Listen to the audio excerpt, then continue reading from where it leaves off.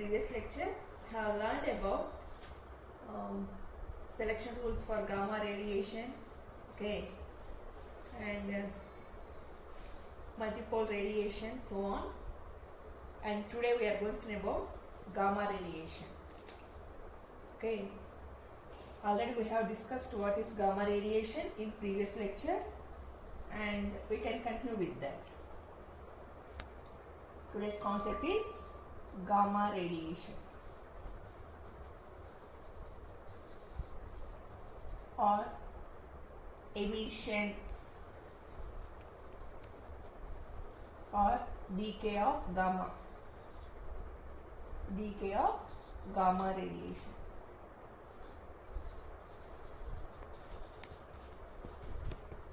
Now you all know that a third type of radiation which could not be deflected by magnetic field is called gamma radiation. How you are going to define a third type of radiation which could not be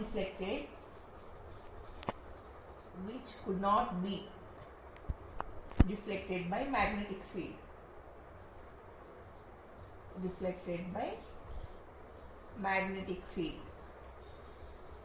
Is called gamma radiation.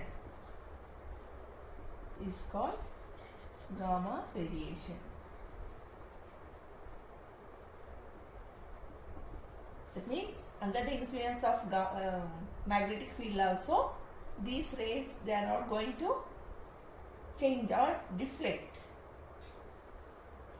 Now this gamma rays exhibits highest penetrating power. Okay, gamma rays exhibits highest penetrating power when compared to alpha and beta. Okay, who has highest penetrating power? Gamma rays when compared to alpha and beta. Now first, this marked effect was discovered by P. Villard in 1900. Okay, he has observed that the rays which are not deflected by the magnetic field are called gamma radiation. This was first observed by P. Villard in 1900. In the year 1900. These radiations are now we are calling as gamma rays.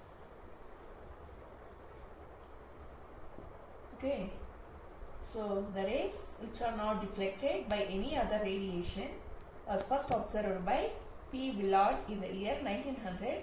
Now the radiation which is not deflected by any magnetic field, now we are calling it as gamma rays.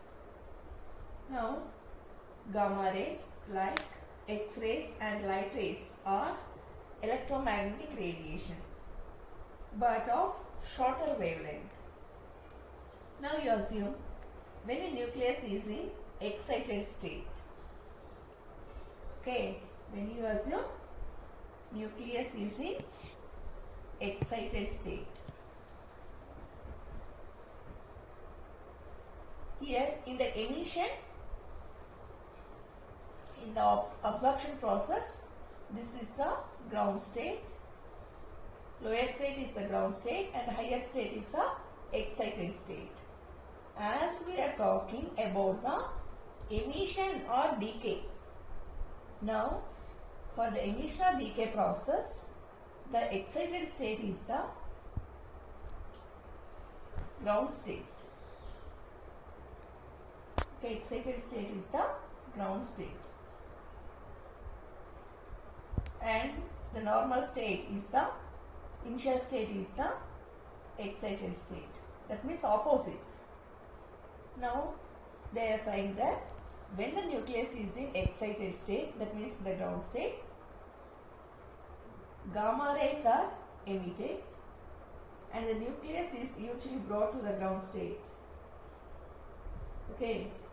Now generally, if you consider nucleus in the ground state.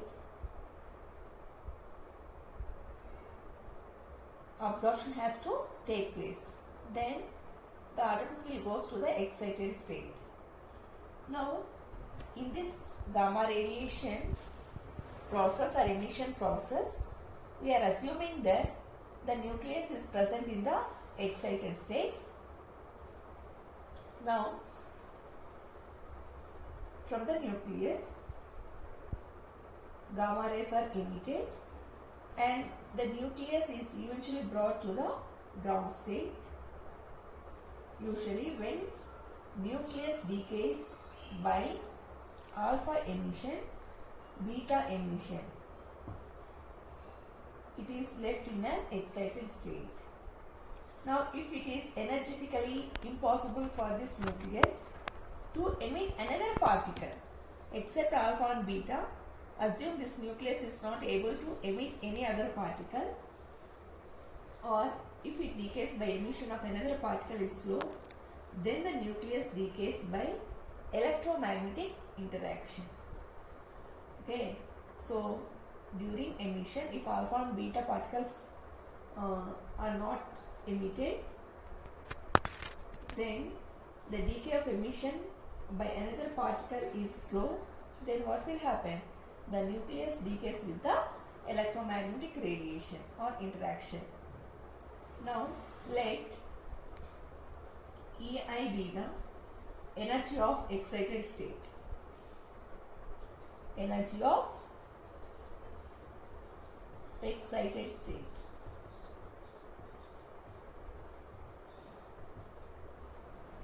When there is a transition to lower state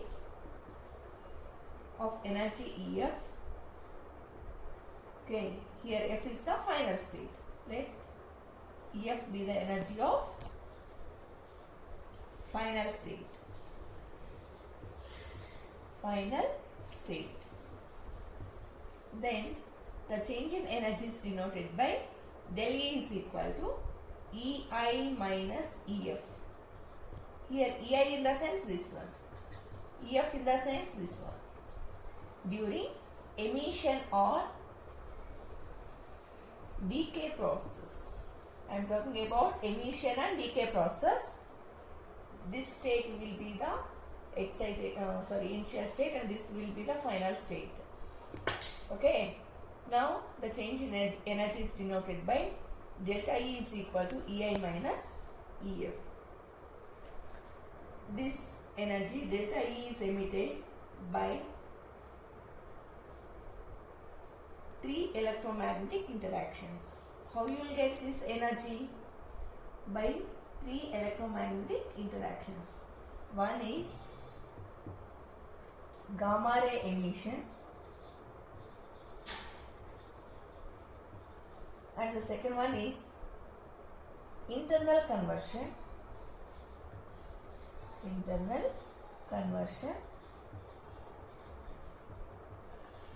third one is internal pair production.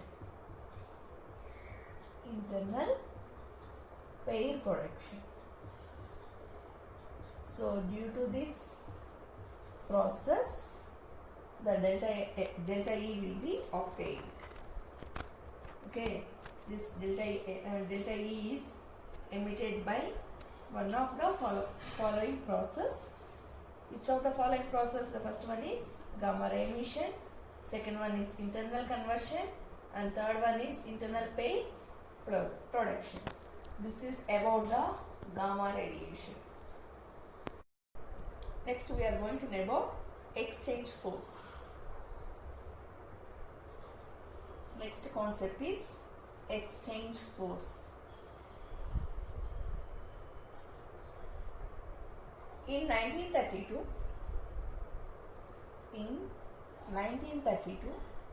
Heisenberg proposed exchange forces.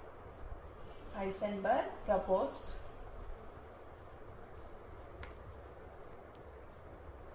exchange forces. So today's topic is exchange force. Who proposed this exchange force? Heisenberg in the year 1932. Now, why he has proposed this exchange force? In order to explain the saturation of nuclear forces. Okay, in order to explain the saturation of nuclear forces,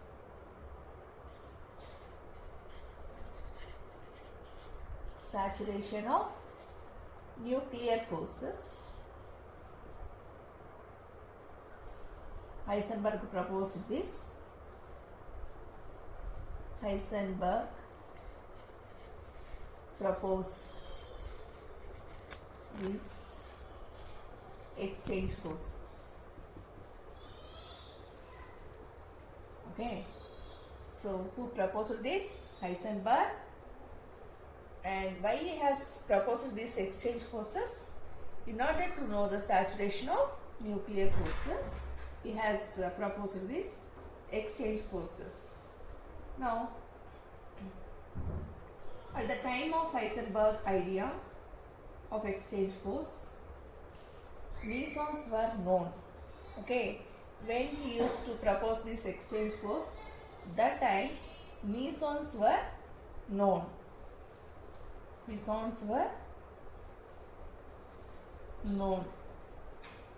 Okay, that means in the year 1932, when he has proposed this exchange theory, then mesons were known for the scientists.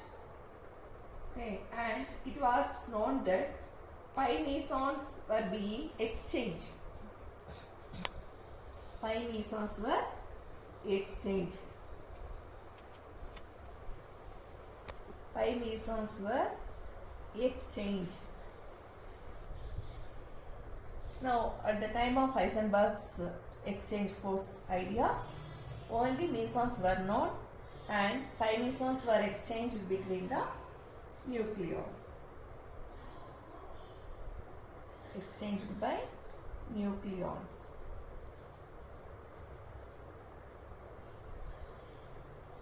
Now, some of the examples which possess these exchange of nucleons were N, P. That means neutron proton can be exchanged as proton and neutron. And proton can be exchanged as neutron. That means exchange can take place between the nucleons. Here nucleons in the sense proton and neutron. So in the examples also we are considering the exchange takes place between proton can be exchanged as proton and neutron, and proton can be exchanged as neutron.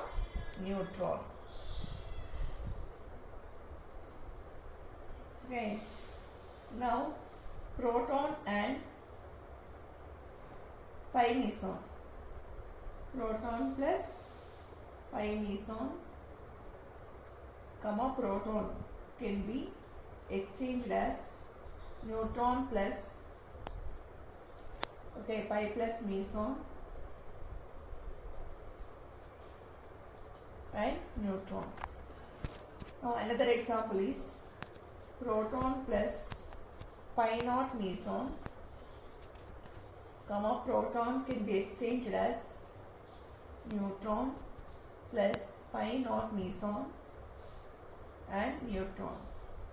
So similarly, that means exchange can be takes place between the nucleons like a proton, neutron. That means neutron can be converted as proton and proton can be exchanged as neutron, not converted. They can be exchanged in the nucleus. Now, the exchange of pi meson is the equivalent to charge exchange. Here in the example we are observing pi mesons exchange have been happened. This is equivalent to charge exchange. charge exchange. See, in the example you are clearly observing. Here pi minus, okay, pi minus meson. It can be exchanged as pi plus. That means pi mesons is equivalent to charge exchange. Here minus can be converted as, can be exchanged as plus. Okay.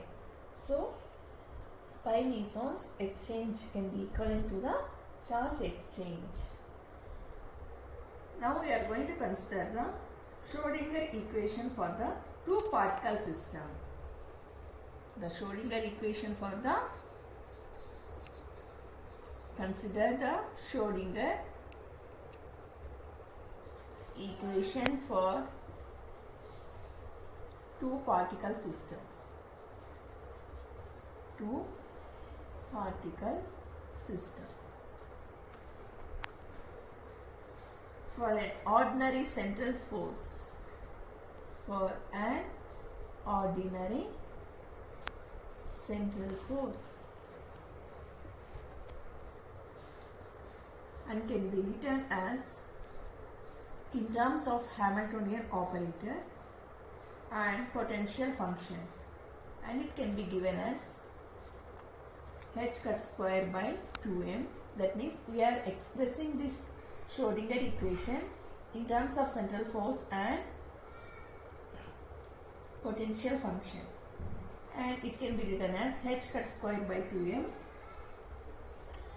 into delta square plus e of psi of r1 comma r2 sigma 1 comma sigma 2, and it will be equal to V of r psi 1 of psi of r1 comma r2 comma sigma 1 comma sigma 2. Consider this as equation number 1. That means we have considered the Schrodinger equation for two particle system for an ordinary central force which exists between the which can be written in terms of Hamiltonian operator and potential function, and it can be written by this equation. Now the force is known as, has no exchange force. So if consider the Schrodinger equation between two particles, it won't have exchange force. Okay, and interaction does not cause any exchange. Now coming to types of exchange force, these exchange force of mainly 4 types. Okay, exchange forces are of how many types? 4 types. Are of 4 types. The first one is Majorana force. The first one is Majorana force.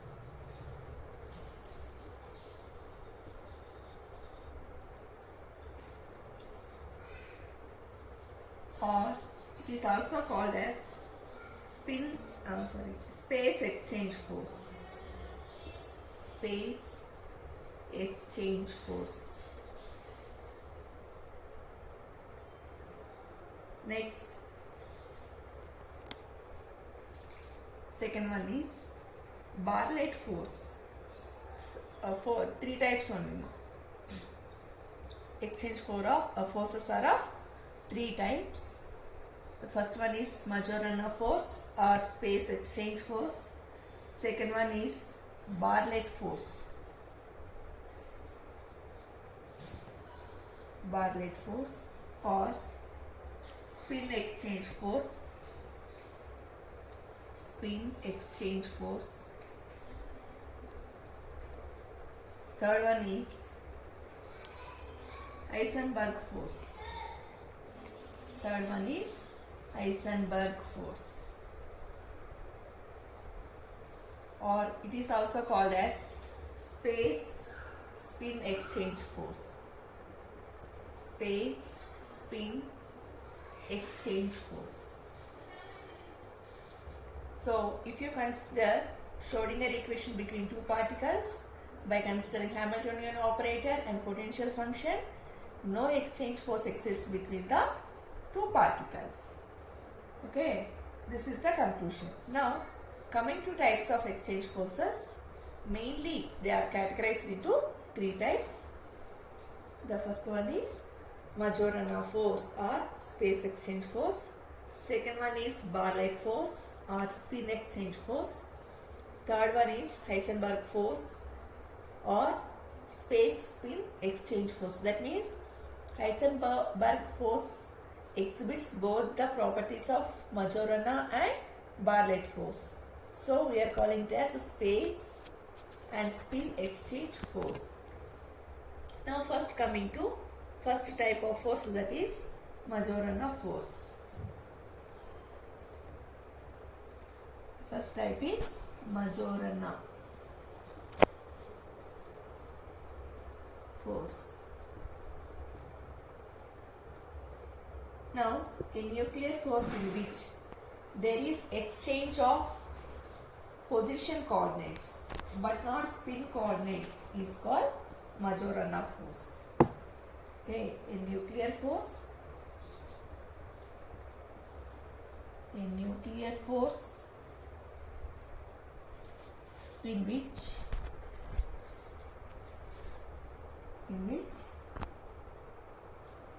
there is exchange of position. There is exchange of position in the sense space. Position coordinate but not spin. Is called spin coordinate is called Majorana force.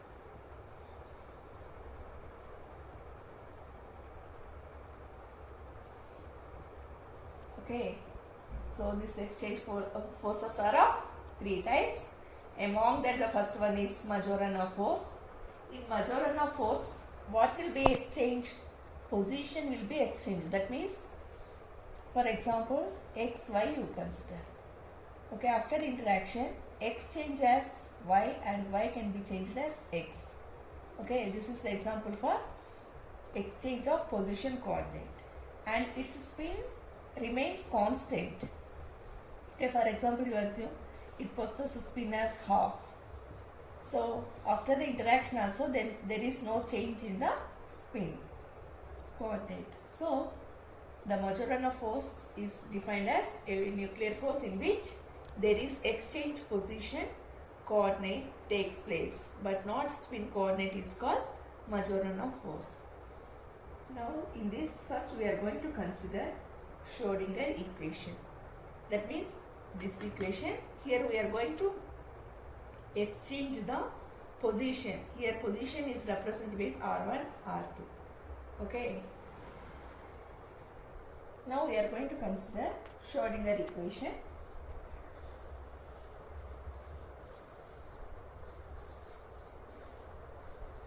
Already we have considered this. It is given by h cut square by m of del square plus E into psi of R1 comma R2 comma sigma 1 comma sigma 2, and it also equal to V of R psi of R1 comma R2 sigma 1 comma sigma 2. And already we have considered and we have given it as equation number 1. In this Schrodinger equation, we are going to exchange position coordinates. Okay, so the Majorana force will tell that there is a possibility of exchanging position coordinates, not the spin coordinates. So this can be written as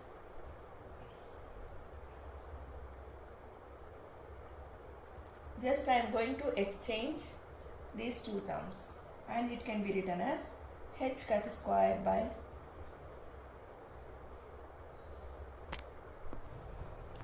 so it can be written as h cut square by m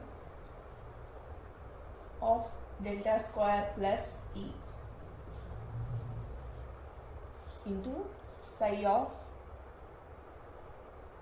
r. This whole can be written as psi of r is equal to minus 1 whole power L V of r into psi of r.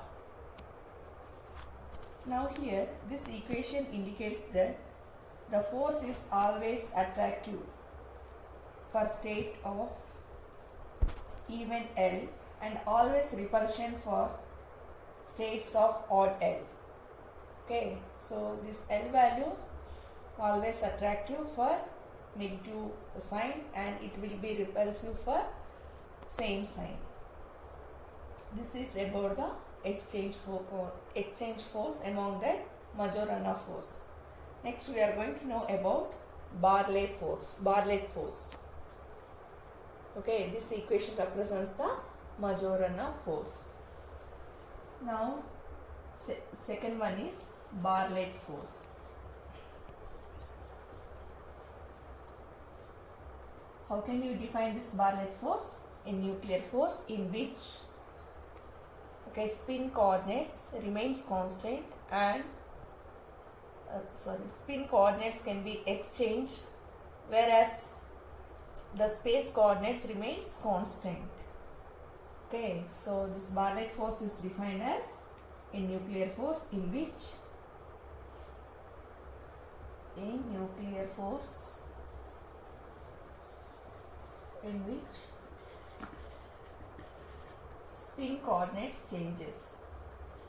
spin coordinates changes.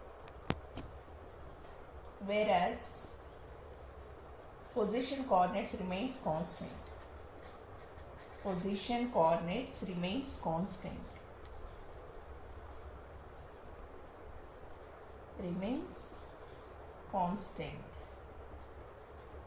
Then we can say it as Bartlett force. Wherever if the spin coordinates can take place, then position coordinates definitely remains constant. Then we call such type of force as Bartlett force. Now, to give the example of Bartlett force, again we have to consider the Schrodinger equation. So here in this Schrodinger equation only, I am going to make the changes. I am going to just change the spin, and it can be written as h cut square by m of del square plus e psi of r1 r2 sigma 1 sigma 2 sigma 1 sigma 2 is equal to v of r psi of r1 r2 sigma 1 sigma 2 no. So in this we are going to bring the exchange of spin.